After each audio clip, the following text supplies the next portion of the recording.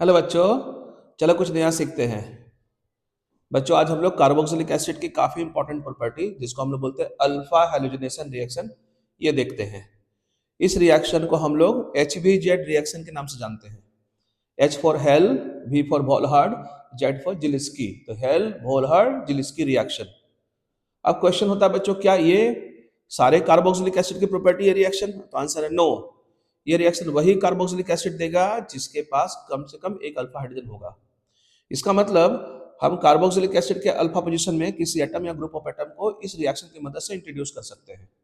जैसे सबसे best example बच्चों कौन होगा? तो बहुत सारे एग्जांपल्स, उनमें से एग्जांपल है अल्फा एमिनो एसिड्स, जिसको हम बिल्डिंग ब्लॉक ऑफ प्रोटीन बोलते हैं। क्लियर? चलिए देखते हैं पहले कौन नहीं देगा। तो चलो देख लेते हैं। पहला मेंबर कौन है बच्चों? Formic acid. इसके पास बच्चों फंक्शनल ग्रुप है बट अल्फा कार्बन ही तो नहीं है, तो हाइड्रोजन तो होगा ही नहीं, तो ये नहीं दे रहा है। और बाद बाकी एसिटिक एसिड, प्रोपियोनिक एसिड, ये सब देगा। 2 डिग्री में भी सब देगा।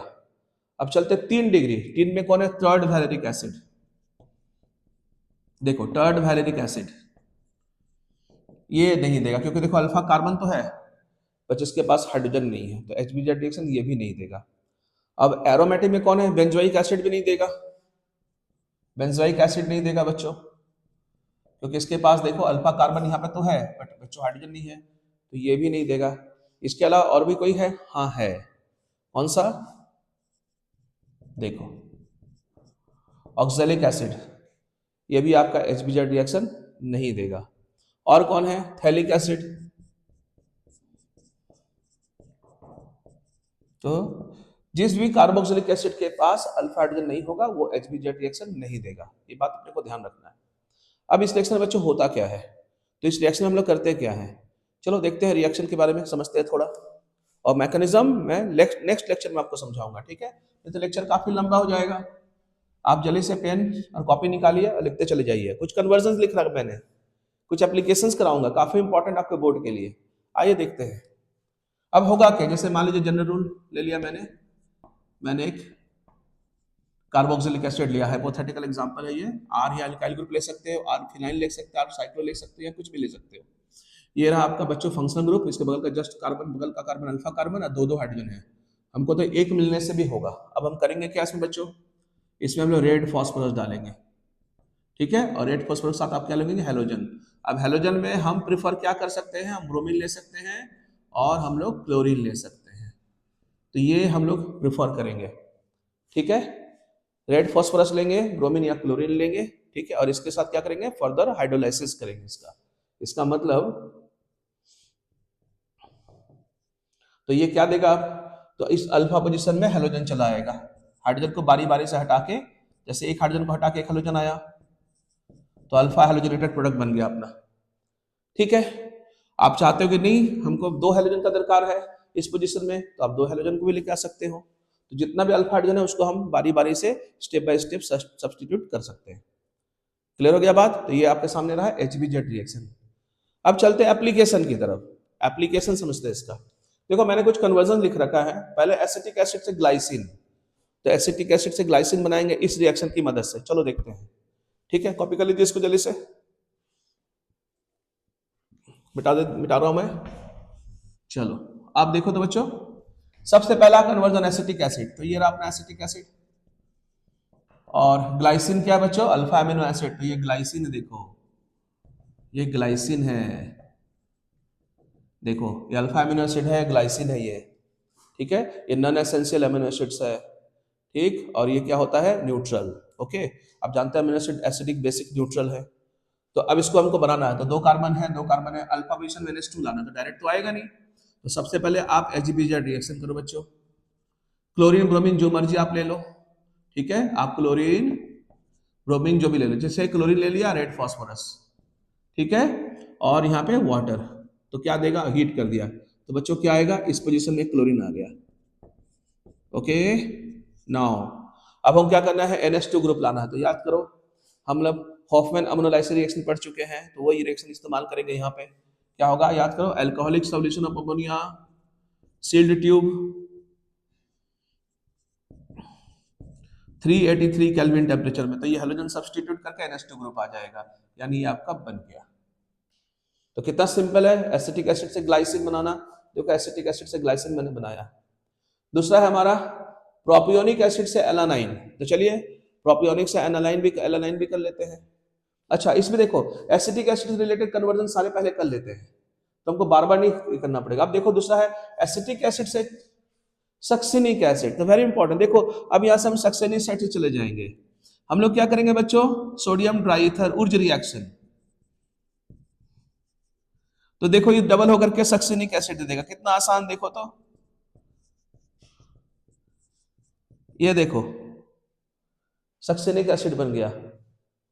तो हम लोग एसिटिक एसिड से सक्सेनिक एसिड भी बना लिया हम लोग ने, कितना आसान से। आपको मालूम है सक्सेनिक एसिड से हम लोग टार्टरिक एसिड भी जा सकते हैं। टार्टरिक एसिड आप देखो, मैं टार्टरिक एसिड दे दिया हूं, पर देखो उसको भी कर सकते हैं। हम क्या करेंगे इसमें HBZ रिएक्शन करेंगे। HBZ से HBZ रिएक्शन किया, ठीक। मान ले ब्रोमीन ले लेते हैं रेड फॉस्फोरस के साथ और वाटर ऐड कर दिया इसमें। तो देखो तो बच्चों क्या होगा, ये रहा अल्फा है, ये रहा अल्फा, यहाँ पे एक हाइड्रोजन, यहाँ पे एक हाइड्रोजन, दो हाइड्रोजन आ जाएगा। कितना अच्छा देखो कन्वर्जन बन जाएगा अपना। तो ये रिएक्शन हम कर सकते हैं। ये देखो ब्रोमीन आ गया ना। अब हम क्या करेंगे एक्वस KOH या NaOH। तो चलो आ गया, देखो तो ये कौन सा एसिड होगा आप जानते हो, टार्टरिक एसिड।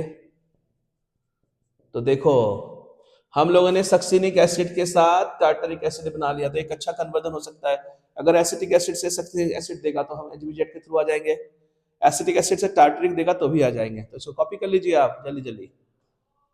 फिर देखिए एसिटिक एसिड से मैलोनिक एसिड, आओ इसको भी कर लेते हैं, ठीक है। तो ये देखो सक्सिनिक एसिड है, इसको लिख लो टार्टरिक एसिड, ठीक। बिटा रहा हूं। नेक्स्ट देखिए अब क्या था, देखो बच्चों एसिटिक एसिड से कौन हो गया हमारा मेलोनिक एसिड। आओ देखो मेलोनिक यही बन जाएगा, देखो इसी में देखो मेलोनिक हो जाएगा। मेलोनिक एसिड क्या होता है ये समझ लो, ये रहा मेलोनिक एसिड, देखो दो टो COH होगा, ठीक। अब हम क्या करेंगे यहाँ साइनाइड ले आएंगे बच्चों। तो साइनाइड के लिए कौन सा रिएक्शन है, अल्कोहलिक सॉल्यूशन ऑफ KCN और NaCN। हेलोजन को हटा करके अल्कोहलिक सॉल्यूशन ऑफ KCN या NaCN ऐड कर दो, तो न्यूक्लियोफिलिक सब्स्टिट्यूशन होगा, तो CH2 ये CN हो जाएगा। अब इसको हम लोग हाइड्रोलाइसिस कर देंगे डाइल्यूट HCl डाल के, तो साइनाइड CH में कन्वर्ट हो जाएगा। तो देखो हमारा ये भी बन गया मैलोनिक एसिड। तो हमारा देखो क्या क्या हो गया, एसिटिक एसिड से सक्सिनिक एसिड, ये रहा एसिटिक एसिड से succinic acid. Acetic acid tartaric acid ये लिस्ट में नहीं है, ऐड कर लेना, ठीक है। टार्टरिक एसिड, फिर देखो एसिटिक एसिड से ग्लाइसिन, ये रहा एसिटिक एसिड से हमारा ग्लाइसिन हो गया बच्चों। फिर एसिटिक एसिड से मैलोनिक एसिड, ये हो गया। तो ये चार चार कन्वर्जन हमने करा, समझ में आ रहा है। अब इसमें से सबसे इंपॉर्टेंट कौन सा है, ग्लाइसिन और एलानाइन, ठीक है। और एडवांस के एग्जाम में जेई मेन में नीट में आप देखना, ये पेपर में आपको मिल जाएगा ये वाला, आपका टार्टरिक एसिड और आपका कौन सा सक्सिनिक एसिड। चलो अब प्रोपियोनिक एसिड से रिलेटेड सारे कन्वर्जन करते हैं। ओके मिटा दूं, होप समझ में आया होगा आपको। चलिए अब देखो, अब चलते हैं प्रोपियोनिक एसिड। तो ये रहा बच्चों प्रोपियोनिक एसिड अपना, ठीक है। प्रोपियोनिक एसिड से पहला कौन सा है देखो तो एलानाइन, तो ये एलानाइन है, देखो ये भी अल्फा एमिनो एसिड्स है। देखो कार्बन 1 2 3 अल्फा पोजीशन -2 लाना है, तो समझ गया होगा क्या करना अपने को, HBZ करना है, ठीक है। ब्रोमीन ले लो रेड फॉस्फोरस के साथ, वाटर ऐड कर दो, now we get CH3 CH Br आ गया बच्चों, COH खत्म। ब्रोमीन ऐड कर दिया हमने, अब चाहो तो क्लोरीन ले लो। अब क्या करना है, अब वही Hoffmann ammonolysis reaction. Hoffmann ammonolysis reaction क्या था, alcoholic solution of ammonia sealed tube 373-83 kelvin temperature, ये बन गया आपका। ओके तो ये अपना एलेनाइन हो गया जो कि अल्फा एमिनो एसिड्स है, आई थिंक समझ में आया होगा। अब चलते हैं प्रोपियोनिक लैक्टिक एसिड, काफी इंपॉर्टेंट कन्वर्जन है लैक्टिक एसिड। क्या करना है, कुछ नहीं बच्चों, देखो एक्वस KOH ऐड कर दो या NaOH। ये ब्रोमीन OH आज ब्रोमीन को OH आके ब्रोमीन को सब्स्टिट्यूट कर देगा, न्यूक्लियोफिलिक सब्स्टिट्यूशन रिएक्शन। ये देखो बच्चों बन गया lactic acid, it's a lactic acid. Easy है। तो देखो हमारा प्रोपियोनिक एसिड से एलानाइन हो गया, प्रोपियोनिक लैक्टिक एसिड हो गया। अब पायरुविक एसिड, तो इसी में क्या करो बच्चों, पीसीसी डाल दो। पीसीसी पीडीसी कॉलिन्स रिएजेंट, ये OH ये HH निकल जाएगा, we get pyruvic acid, we get pyruvic acid. ये पायरुविक एसिड बन गया। स्ट्रक्चर याद रखना पड़ेगा, नहीं तो आप नहीं कर पाएंगे। तो पायरुविक एसिड भी बन गया। ठीक। अब देखो प्रोपियोनिक एसिड से एक्राइलिक एसिड, एक्राइलिक एसिड में क्या करना बच्चों, कॉन्क H2SO4 डाल दो इसके अंदर। ये जो बना हमारा लैक्टिक एसिड में अगर कंसंट्रेटेड H2SO4 डाल देते हैं हम, तो अल्फा बीटा, अल्फा से H बीटा से H निकल जाएगा। 443 केल्विन टेम्परेचर यूज करेंगे, हाई टेम्परेचर में डिहाइड्रेशन कर देंगे। ये देखो वी गेट एक्राइलिक एसिड। तो काफी इंपॉर्टेंट है, देखो सारे बन गए। एसिटिक से एलानाइन, एसिटिक से लैक्टिक, एसिटिक से एक्राइलिक एसिड, एसिटिक से पायरुविक। तो ये सारे कन्वर्जन हो गए। आई थिंक समझ में आएगा। कॉपी करो, कॉपी करो जल्दी से। चलो एक्राइलिक भी हो गया। अब क्या देखो, बेंजाइल कार्बोक्सिलिक एसिड से मेंडेलिक एसिड। बेंजाइल कार्बोक्सिलिक एसिड क्या बोलते हैं, मेंडेलिक एसिड। कॉपी कर लीजिए। नेक्स्ट लेक्चर में इसके मैकेनिज्म को डिस्कस करेंगे हम। Okay,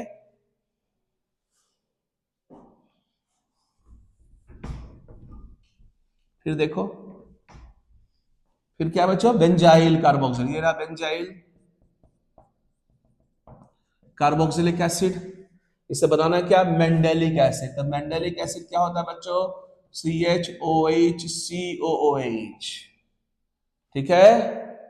alpha hydroxy carboxyl benzyl carboxylic acid भी इसको बोलते हैं, एसिड भी बोलते हैं। Alpha hydroxy benzyl carboxylic acid भी बोलते हैं इसको हम लोग, मेंडेलिक एसिड। क्या करना, देख के समझ में आ रहा है कि इस पोजीशन में OH चाहिए, तो HBZ कर दो रिएक्शन। क्या होगा, अल्फा पोजीशन में क्या आ गया, क्लोरीन। अब क्या करना है, एक्वस के OH, हीट खत्म, या NaOH। ये रहा बेंजाइल कार्बोक्सिलिक एसिड, तो मेंडेलिक एसिड। इस तरह से अल्फा कार्बोक्सिलिक एसिड के पोजीशन में HBZ रिएक्शन की मदद से हम लोग किसी एटम या ग्रुप ऑफ एटम ला के बहुत सारे सिग्निफिकेंट कंपाउंड बना सकते हैं। उम्मीद है ये लेक्चर आपको समझ में आएगा। Thank you very much, have a nice day. जय हिंद।